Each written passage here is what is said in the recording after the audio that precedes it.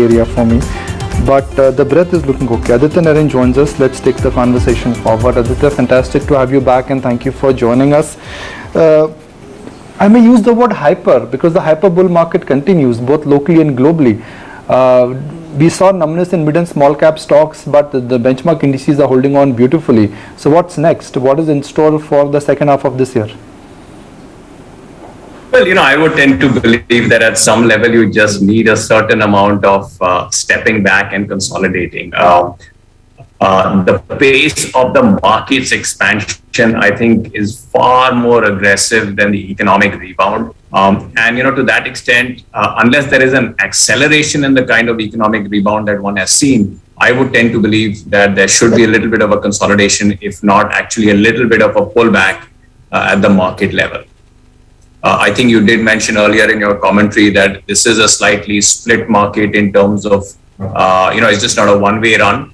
I think that is something that is even truer as far as businesses are concerned. And to that extent, I think there will tend to be a little bit of a normalization, a little bit of more outperformance if you get the right spaces than necessarily a one-way move as far as the broader market is concerned. But hasn't the one-way move got challenged? Keep the Nifty aside, there are technical factors there. But I'm surprised that even though Nifty is at an all-time high, on average small cap stocks have corrected 15 to 20%. Well, we had done actually a very interesting piece about a week ago where we basically showed that over the last 15 odd years, there have been 4 occasions when the small cap index has got to about a 20% kind of premium to the large cap index, post which there has tended to be a pretty sizable correction. And that's the kind of place we had reached earlier in this month. So to some extent, if you were to just look at historical trends, I would tend to believe that this pullback is not an anomaly. This could have been actually forecast. I think that's one bit. I think the second bit is, what is happening with underlying businesses. And to that extent, while there has been, previously you would have a difference between the large caps and the small caps and then the unorganized space. Now what has tended to happen is because the unorganized has lost so much space, you've ended up seeing some of the mid caps gain in terms of from an underlying market performance, right? I would tend to believe that said, the larger cap businesses or the larger businesses per se continue to have a disproportionate share in the underlying business growth, which is not necessarily so for the smaller caps. And to that extent, as I said, there's been a market element that has seen this correction. I think this is actually true as far as underlying businesses are concerned. And so to that extent, I don't think it's been that much of a surprise. I think another area that one needs to really look at is the fact that India has outperformed the EMs very, very substantially over the last couple of months. Now, to some extent, when you have this kind of outperformance, it tells you that the global market effect is not there. There is something beyond the global market effect. I would tend to believe a lot of it lies in terms of the local market support or the local inflows that have come through, which has really created this differential performance and not necessarily the underlying economy. So bottom line, I'm not too surprised by what you've seen with the mid caps. I would not be too surprised if even at the market level you see some kind of a pullback, not necessarily of the magnitude of what you've seen with the smaller caps, but a little bit of a pullback. I think over the rest of the year, I think is a reasonably fair call to actually make.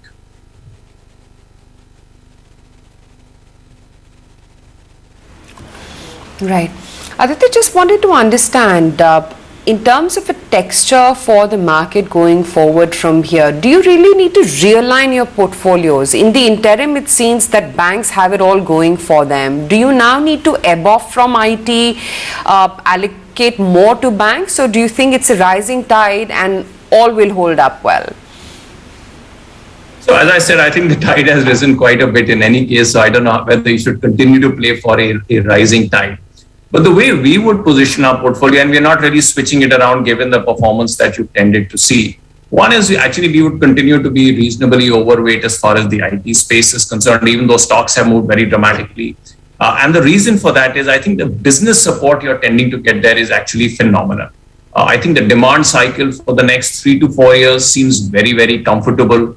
I think the supply side, where there has been a little bit of consternation in terms of wages going up and maybe a lack of availability of people, I think that should also ebb off over the next couple of months. So I think, particularly when you have markets that have moved a lot, what you really look for is a lot of comfort in terms of the underlying business. And to that extent, I think IT provides us that. And so we would continue to be, decently overweight.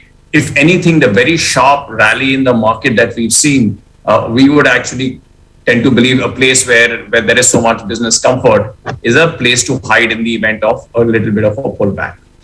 I think as far as the banks are concerned, I think that's a little bit more challenging. From our perspective, it is an overweight as we see it. We also believe that you're moving from the first phase of the economic recovery cycle into the next level. And so to that extent, the banks are going to be an integral part of that transition. And so should be an important place where you actually go out and play. That said, I think the one place that we would be a little bit more watchful is in terms of whether you're necessarily going to get enough bank credit demand for the next leg of the economic recovery. Conventionally, that's what always happens. It's a chicken and egg. If you don't get credit growth, you're not going to see the economy expand. And to some extent, you require that credit growth to see the economy expand.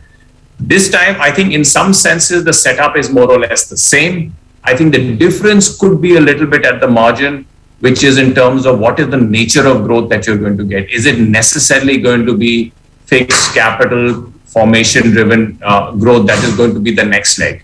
I think fixed capital formation driven growth at the end of the day is a necessity. In the interim, it could still be a little bit more services driven, a little bit more equity capital support driven, rather than necessarily, as I said, fixed capital expansion. But all in all, I think that's a space that we would remain relatively comfortable with. It's done okay in the recent past, but in a longer context, it's not done so well. And so to some extent, I think that's a place we would continue to stay overweight, even though that will be more variable and to some extent a little bit more vulnerable if the markets come out substantial.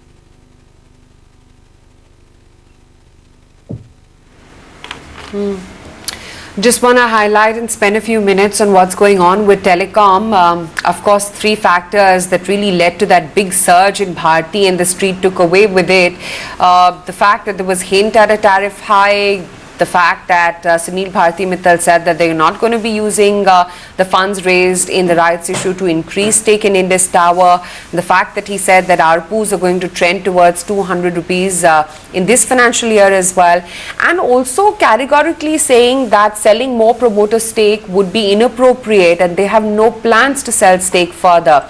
That said, there are already reports doing the round that perhaps Google is going to be investing into Bharti, and also reports which is an ET9 exclusive that Reliance Jio is going to be launching a low-cost smartphone in association with Google, much on the sidelines of what was promised by Mukesh Ambani on the sidelines of the 44th AGM, saying that he is looking at a 2G Mukt Bharat.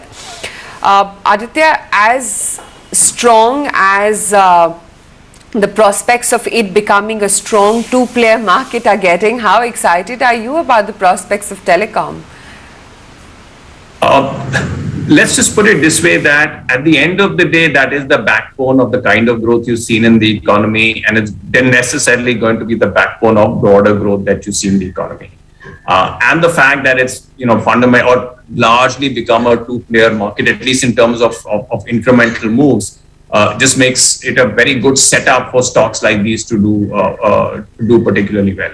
I think the caveats are two. One is that it's not very clear how much of tariff hike or the direction in tariff hikes is in the control of Bharti. In many senses, it's a two-player market. One has to take the lead. And I think they've been a little reluctant to necessarily take the lead. So I think that from a timing perspective creates a little bit of uncertainty, or it lessens the confidence in terms of the term of the way the stock will tend to play out. That's one bit. I think the other bit, which is also which you need to watch for from a stock perspective, is really the entire 5G rollout, right? Historically, whether it is in India or globally, whenever you've got into a next leg of technology, while it's been great for broader market expansion, right, and obviously for the efficiencies it provides, the reality is the incumbents are the ones who've actually have been forced to end up putting in a lot of capital, right?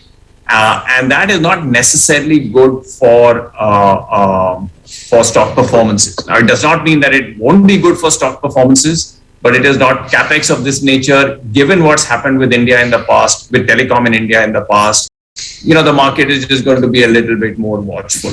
So I think we're in a good space in terms of the direction, in terms of the competitive flavor, and in terms of how Bharti and Reliance are on top of the sector, right? All of that I think is in place. But whether you're going to necessarily see this as the start of a long, strong cycle, I think the timing is a little bit of an issue. And so I think to that extent, I wouldn't say that, the next 3-6 months, this is where all the response is going to be in terms of stock market performance.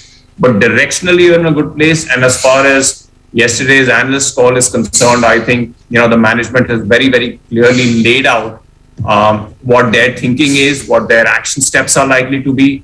And I think they've also actually cut out a lot of the speculation that goes around a lot of these things. So I think a very positive development. Directionally, I think on a very good wicket. Exact timing in terms of how a lot of this plays out, I think that's a little slightly harder call.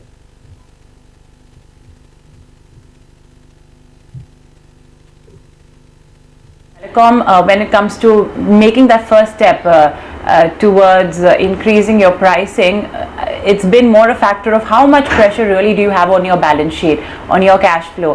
Vodafone Idea, of course, the most vulnerable on that front, was the first one to take the price hikes, which gave almost an instantaneous breather for Airtel and Jio, and thus they followed essentially. Hi Aditya, this is Mubina as well joining in. I want to get back to the topic on banks, which you were talking about earlier. Now, within the banking space as well, like you as well mentioned, this is going to be about stock picking. How would you pick out banks? Would you want to go for the usual private large cap names, the Kotaks, ICICIs, etc., or would like to bet on the smaller guys? AU Small, RBL, IDFC, there's a whole choice that you can pick from there as well. Looking at, the fact that there is hopefully going to be a pickup in credit growth, looking at what the asset quality is like, how would you pick out your banking names? Okay. This cycle I think is going to be a little different in terms of how banks perform based on an upswing. Historically, what has happened is when you have a credit upcycle, it is the smaller banks, those with slightly riskier credit profiles, which tend, or slightly more aggressive approaches to lending, which actually lead the rally, right? And they can go on for quite a while, right? This upcycle or upswing, and we do really believe it will tend to come through, I think could be a little different, could be a little discerning, right? Obviously, the ones who are going to grow a little faster are likely to perform a little better. Those where balance sheet inflation will help them from a credit perspective disproportionately, I think those will tend to lead a little better. But I don't think smaller is better from a stock performance perspective, because I think what has happened in the last down cycle, and it's been a grinding down cycle, if I were to say that. I think what's happened is that the differential between liability franchises, between platform efficiencies, and between credit skills, I think that has actually widened quite a bit. And so you have a bunch of lead banks, right? And I'll say there'll be 3-4 of those, which are largely big, to be honest, right? Which have disproportionately gained over the smaller banks or the more challenged franchises, right? And so to that extent, unlike in the past, when an upcycle, as I said, would have the riskier ones doing much better, I would suspect you will still get, at the aggregate, probably greater outperformance from the leading pack in terms of size, in terms of franchises, and in terms of experience through some of these down cycles, right? So I think that's a broad categorization that, as I would see it, and that's what I say. I think there will be a differential in terms of how it plays out. I think within that, I think credit growth is going to be a differential element, right? So if you're a very high quality bank, but you're going to grow at 10%, and if you have a historically less high quality bank which grows at 20%, but now is fine from a credit perspective, I think the 20% fellow will do better than the 10% fellow. So I said two distinct buckets. I think the rallies will be different this time compared to conventional. Within those buckets, there will be a certain amount of difference. I think what I would also want to put in is in terms of even the kind of recovery that we expect. Previous cycles have been bust and then you have had solid booms. I think this time around, post the challenges that the system has had, you're not necessarily going to get a credit boom of the order that you've seen in the past. It will tend to be discerning. And so you're not necessarily going to get the banks as a massive trade unless a particular balance sheet revalues dramatically or a particular stock from a very low valuation comes back very, very substantially. So I might have run all over the place in terms of defining it, but I do think rallies will be more nuanced. They'll be a little different from the last time, but they do require that push up in credit growth, which is so far lagged what conventional recoveries tend to see.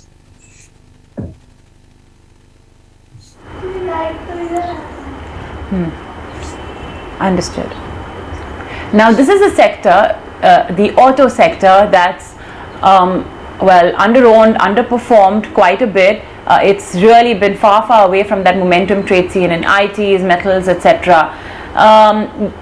There's really, it's a concoction of several factors that are playing out for the auto space. On one side, you have the upcoming festival season, which brings along with it the promise of better demand prospects. Not that, of course, so far it's not been, good. It's been okay. But then on the flip side, the ability of these companies to be able to cater to all of that increased demand, because we are obviously facing a chip shortage situation. From the listed space, I know there are lots of names from the unlisted space, but we'll obviously stick to the listed space. Which do you think will be able to emerge from this chip shortage problem the best? How do you also see, and I'm going to roll the question into one because I know this is going to be an important component from your on, how do you see the EV play as well bearing on some of these individual stocks? So, you rolled in a lot of questions similar to some of the answers I've given back to you. But let me just put it in terms of order of magnitude as I see, or order of influence as I see in terms of a lot of these spaces. One, I think the EV issue, right? Now, everything you look at, we've done a fair amount of work on it. In terms of the dislocation to the existing market in terms of EVs, I think that number is a little modest, right?